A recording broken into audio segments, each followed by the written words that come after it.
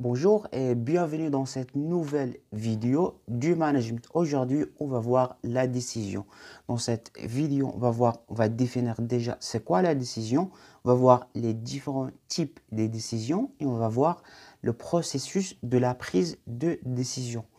Donc, c'est quoi déjà la décision? Tout simplement, c'est l'acte de choisir une solution à un problème précis après l'examen et l'évaluation de plusieurs choix à travers un processus d'évaluation de plusieurs critères. Donc, tout simplement, la décision, c'est choisir une solution en comparant plusieurs possibilités. Et dans une entreprise, les managers font en permanence des choix quotidiens, des décisions, et sans la prise de ces décisions, donc l'entreprise ne va pas marcher.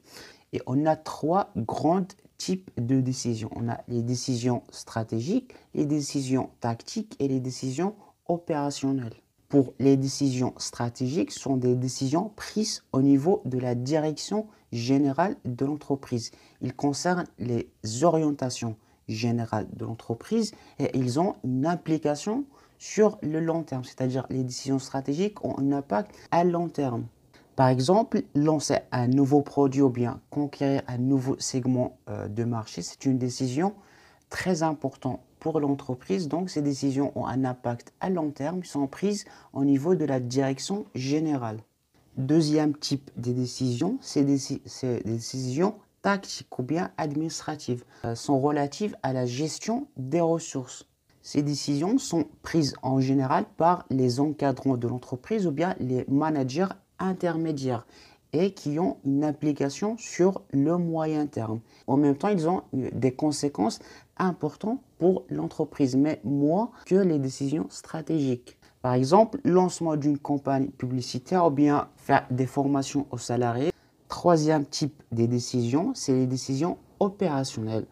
Généralement, sont relatives à la gestion courant quotidien de l'entreprise liée à l'exploitation. Généralement, ces décisions sont prises par soit des chefs d'équipe, soit les employés eux-mêmes.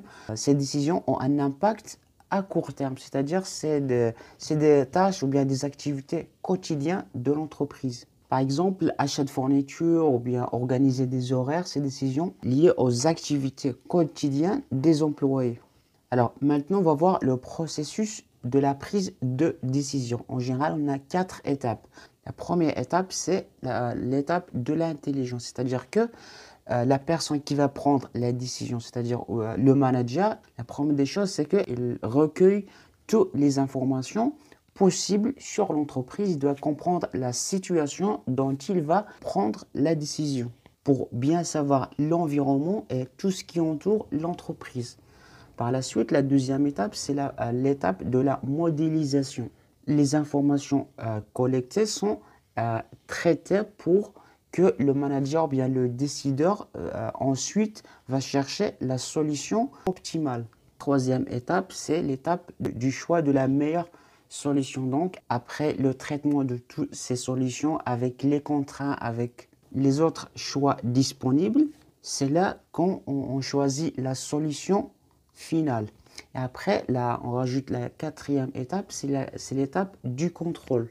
Donc, après qu'on a déjà mis en application la décision, la solution envisagée, après un certain temps, on effectue le contrôle pour savoir est-ce que la solution qu'on a déjà appliquée, est-ce que ça marche ou bien est-ce que si ça marche, c'est bien, si ça ne marche pas, on va voir pourquoi et comment on pourra l'améliorer si nécessaire, si on va rajouter d'autres éléments. Donc voilà en général les 4 étapes du processus de la décision. Donc pour conclure, donc, de nombreux obstacles peuvent impacter la prise de décision. Donc la prise de décision, ça peut être impacté par plusieurs obstacles. Plusieurs critères. On a la taille, la culture de l'entreprise, l'évolution du marché, les ressources que l'entreprise possède et en même temps le contexte, c'est-à-dire l'environnement. Ça peut être l'environnement économique, l'environnement politique, juridique, social. Donc tous ces éléments peuvent impacter la prise de décision. J'espère maintenant que vous avez compris. Si vous n'avez pas encore compris une partie ou bien vous avez des questions, bien des propositions, vous pouvez toujours me laisser dans les commentaires. Pour recevoir les prochaines vidéos, abonnez-vous. Allez, je vous dis bon courage et à bientôt.